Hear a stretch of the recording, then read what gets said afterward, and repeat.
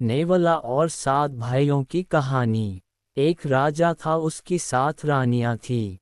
उस राजा की कोई संतान नहीं थी, इस कारण वह बड़ा ही उदास रहता था।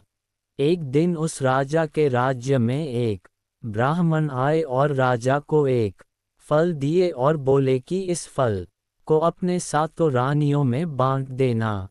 राजा ने ब्राह्मण के कहे अनुसार ही किया और फल को 7 रानियों में बांट दिया, लेकिन सबसे छोटी वाली रानी कुछ काम कर रही थी, इसलिए वो अपना फल सिलवट पर रख दिया और खाना भूल गई। तभी उधर से एक नेवला जा रहा था और उस फल को जूठा कर दिया।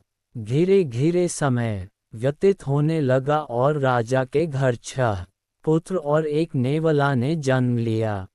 समय बीतता गया और सारे राजकुमार बड़े हो गए। तब रानियों ने निश्चय किया कि अब राजकुमारों को काम करने के लिए दूसरे राज्य को जाना चाहिए।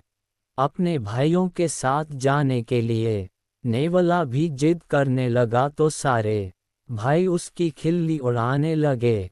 अभी नेवला का जात भी कमाने लगा। सारे भाई नेवला को छोड़ के चले गए, लेकिन नेवला उनके पीछे पीछे हो लिया।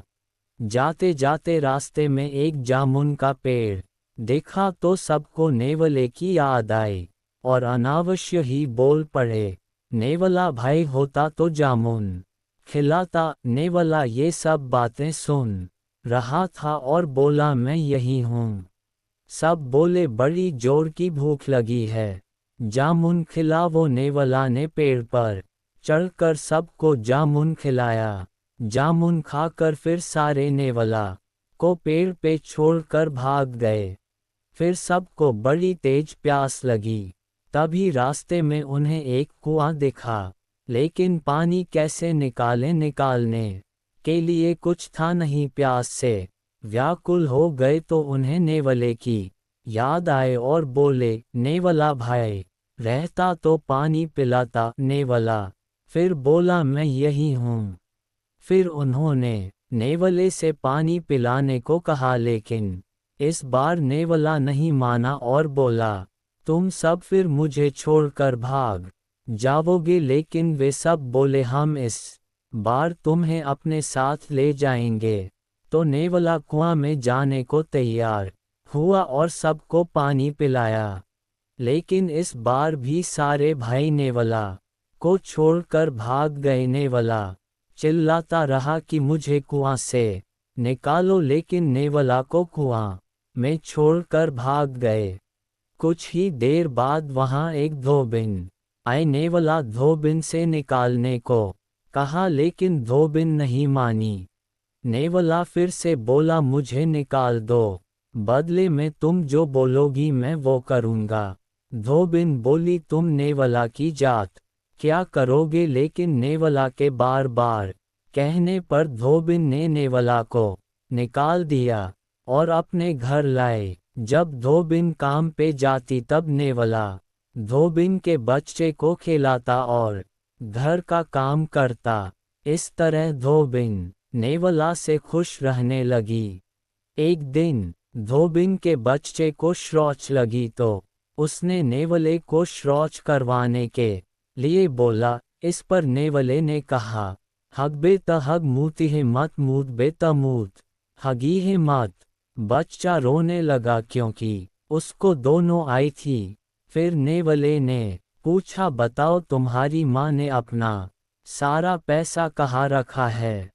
बच्चे ने बताया कि उसकी माँ ने सारा पैसा चूल्हा के नीचे गाड़ रखा है।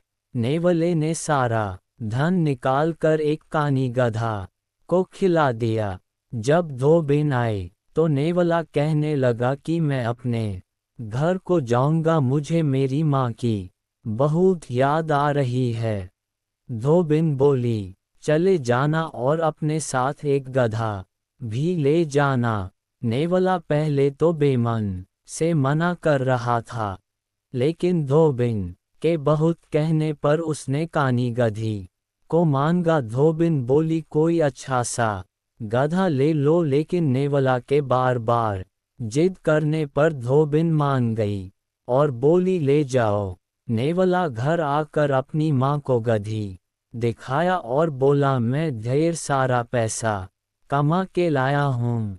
नेवले की चाची और ताई खूब हंसी और व्यंग्य कहते भूले बोली, ई नेऊ के जाति और क्या लेके आएगा, लाया भी तो कानी गधी।